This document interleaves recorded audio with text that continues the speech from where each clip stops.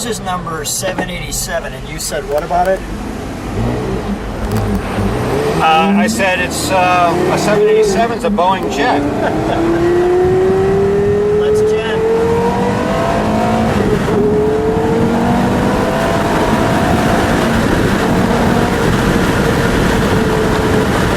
That's rolling. That's rolling. Hi, I'm Lou with another episode of My Car Story, and today I'm with friend to the channel, Hank Bernbaum, which means you're going to see an amazing Porsche. And Hank, what year, make, and model do we have today? So today we have a 2005 Porsche Carrera GT. And you've had this one how long? I've had the car in my possession one day. Today's the day. So why not run over with your friends when they get a Carrera and come and see it? Hank, congratulations. So the first question is, why this car out of all the cars in the world? Well, so the world is moving towards electric cars, and there has always been a infatuation with normally aspirated cars, and especially normally aspirated cars with manual gearboxes. So then if you add the term hypercar to the equation, this is the hypercar of all hypercars in the world of normally aspirated, manual gearbox, non-electric cars. This is the car. And really for you, when you think of, in my opinion, Porsche ultimate cars, there is the 918. There are obviously some other ones too, like maybe a, you know... The 959? Yeah, the 959. I would say... And this one. And then this one, yes. There are a few others, but this one is kind of the creme de la creme. This is the creme de la creme. And what is the color on this car? Color is called Fayence Yellow. That's spelled F-A-Y-E-N-C-E. It's named after a town near the Alps in France. And Fayence is known for making yellow-colored porcelain products. Is that right? Yes. We put the tail up so that you could see that. Maybe when we start it, we'll bring it down. Oh, the car looks better with the wing up. Yeah, the car's cool. I mean, no doubt about that. How many of these total did they make? You said they made them 3 years? They made them 2004, 2005, and 2006. And they made 1,270 cars in the world. And 644 of them were sent to the United States, and 31 were sent to Canada. And this is so cool back here. Only 44 of them were Fayence Yellow, by the way. This looks like a big bee's nest right there. And of course we have the blue. So they're blue on this side, and they're red on the other side. And the idea is that they thread opposite directions. Okay. To counteract centrifugal force, and to make sure that you're putting the right tire on the right wheel, or on the right axle. That's just a cool vehicle. And the sun's popping out, so I'm going to take advantage of that and show it one more time with the sun on it. Oh, that's lovely. Let's pop the trunk slash frunk, shall we? The frunk. So the frunk right now has the removable tops in it.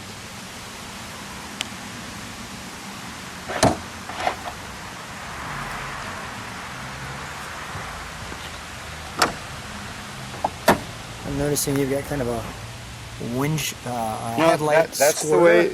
Yeah. So this right here. Oh, that's the windshield washer, or the headlight washer. So these panels come off. They each have their own individual little baggies. There are straps to keep them, and then this is the tool that is designed to remove. And it says not suitable for impact wrenches, and For the lug nut. it's for these.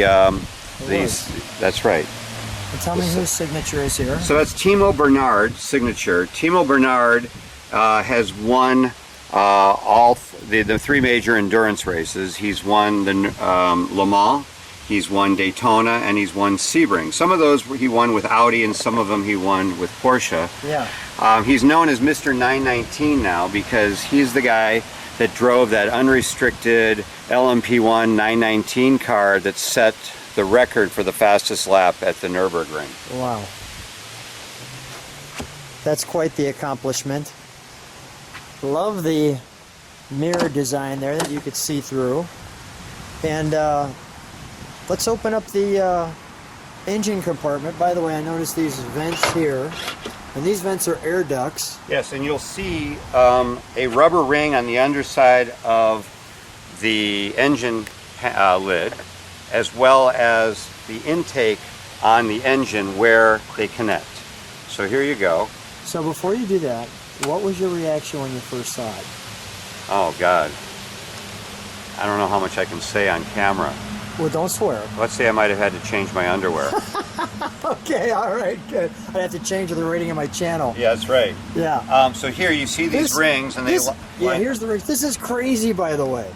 So there's a story. This car really got its initial inspiration from the Porsche GT1, which was a car that truly was a hypercar, and it was normally aspirated, and it was a manual gearbox. But they didn't build very many of those.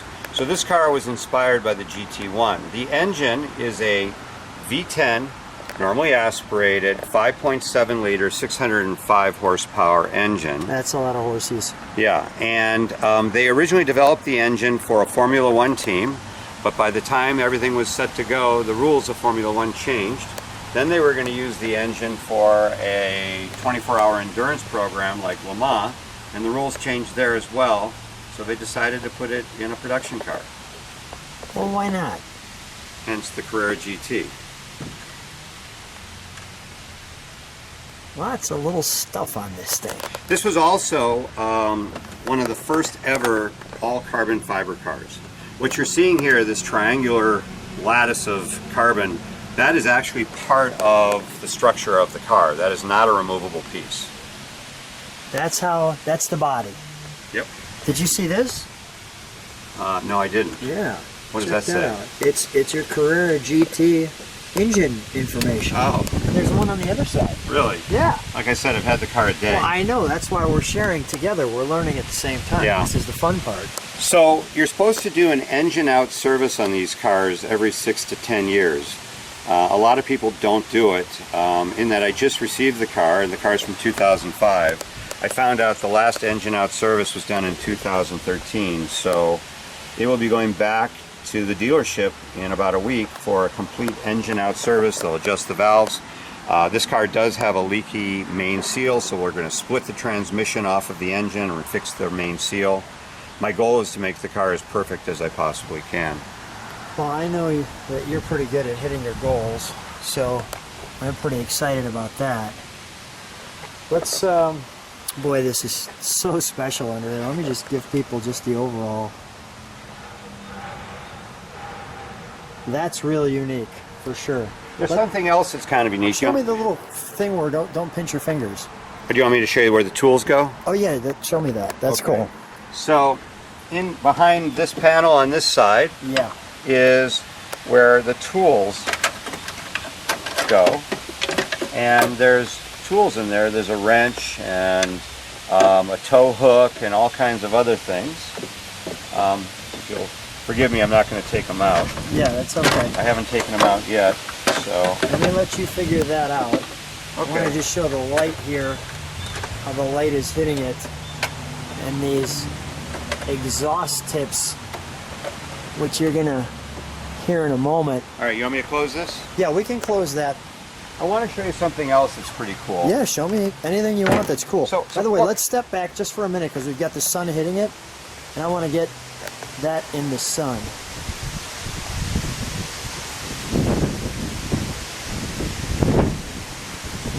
Oh, that's glorious. That's So Porsche royalty right here. Porsche is very nostalgic, and you know I mentioned that this color is called Fayence Yellow after this town that makes the porcelain. Not too long ago, you and I did a video with my Speedster, which I did at Paint to Sample Meissen Blue. Meissen being this town near Dresden that is known for this blue porcelain. So there seems to be a theme there that Porsche is extrapolating on. But there's something very nostalgic about this car. Okay. So in the late 60s into the 70s, Porsche was winning Le Mans and all the other endurance races in a car called the 917. The 917. Show this. Okay, Show this. so this is a little, you can hide things in there. That's cool. And there's actually a pouch that's supposed to go in there. And there's one on the passenger door as well. It shows all that. Another, the tag for this. All carbon fiber. Let me just show that. But I want you to pay attention to the shift knob. The shift knob is made from beechwood. And the reason they did that, because they actually did create a carbon fiber shift knob. But for the Carrera GT, they wanted to use the beechwood shift knob because the 917 race cars that won Le Mans all those years used a beechwood shift knob. Is that right? Yes, and so that's the reason that shift knob is the way it is. Hank, you are an education in these cars, and it is always a treat. And we had planned to come out to share, well, this right here on a very special day. Here, I can light it all up for you. Look at that. There's actually, if you look down underneath this angular Piece? center console, you'll see that there's a piece of aluminum underneath there on the, Oh yeah, you see that? I do. There's actually a piece of luggage that clips in there. Is that right? Yes. And then, you can't see it very easily, but believe it or not, there's a CD player down there. Huh. All right, let me... I tried to get a CD out of it the other day and it was impossible. Okay. Tell you what, let me just feature from the top down. And by the way, That radio was made specifically for this car. Oh, those are awful small too. I mean, that's the size of my fingers. You can see how small they are. Maybe a better description is this right here. Now, I should also point out that they made 1,270 of these, but they wanted to make 1,500. And the reason they stopped production was because the United States government changed the airbag rules. And Porsche decided, rather than retrofitting this car to accommodate the new airbag regulations, they would simply stop building the car. Let me try to get that CD player. Yeah, good luck. It's down there. Oh, yeah. Well, how you found that, I have no idea. Well, I watched a video of it. Okay, you watched the video. Jay Leno was showing a video of this car. He has one of these. Okay. Well, why not? The infamous part of this car is known as the model of car that Paul Walker was in when he was killed. That's sad. Yeah, it is sad. What came out of that was a couple of things. First of all, they learned that the original tires and the compound on those tires that were developed for this car probably it was not a very good compound, and they were known not to have very good grip. And so later versions of the same tire by Michelin are far superior to those original tires. But in that car, not only did they have the original tires, but they were way out of date. And they we know the end result, right? Yeah, we know the end result. Let's start it up, shall we? Yeah. And while I'm on the side, I just want to show the turn signal as well, which is really cool.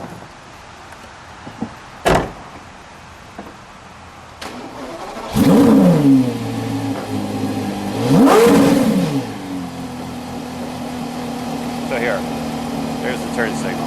That's pretty cool for 2005. Yeah. Yeah, I mean, that was way ahead of the curve. You can hear that here. Hey, can you step on the tail light, the brakes? So let me let it idle for a second.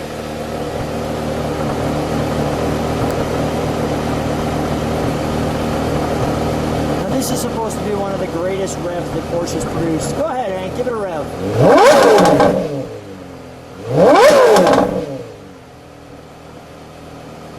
One more time.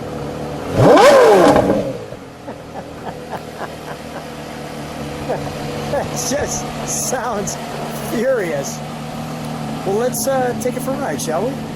So Hank and I are out in the car, and we decided to take it out on its maiden voyage. We thought we'd share with you kind of what that looks like. First of all, Hank, how's it feel driving it? This thing's a kick. Different than anything else you said you had. Why is that? Tell me about the clutch. So the car doesn't have a flywheel. It has two ceramic dry clutch discs. And so as a result, in order to put this car into first gear or reverse, you have to let the clutch off slowly without giving it any gas, which is so unique. If you've been driving a stick shift your whole life, you always want to have that, gradual on and off thing, and in this car you don't do that. So it's kind of like relearning how to drive a manual gearbox. But once you get it going, I mean, it's just like any other car, except for it's got a lot of get up and go.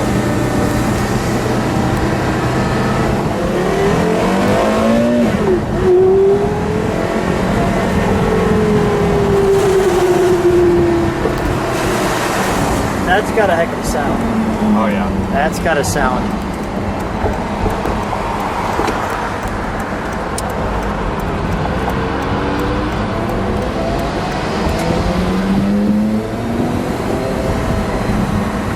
How's the steering? Oh, great. Are you enjoying it?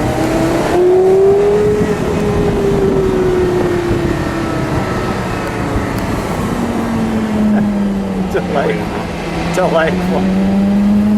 Absolutely delightful. On the highway. 6 speeds of delightfulness.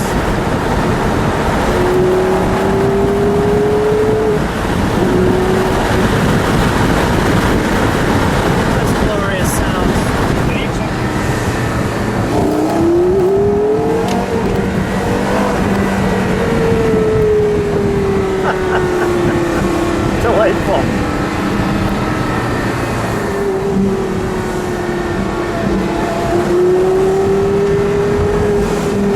The sounds are wonderful. This was one of those cars that was a Porsche Supercar that's been eluding me to video. So I'm really tickled that we're in this car. It's super wonderful opportunity, but I want to keep showing a little. I'm going to encourage you to keep driving.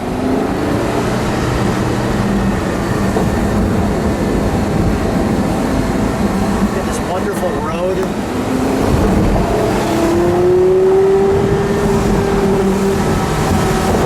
Not even getting it out of second gear.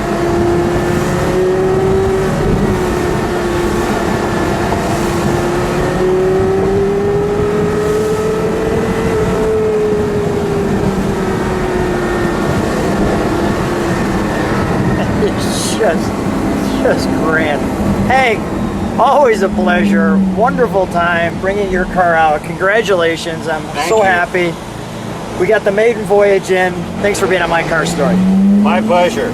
We'll do it again. All right.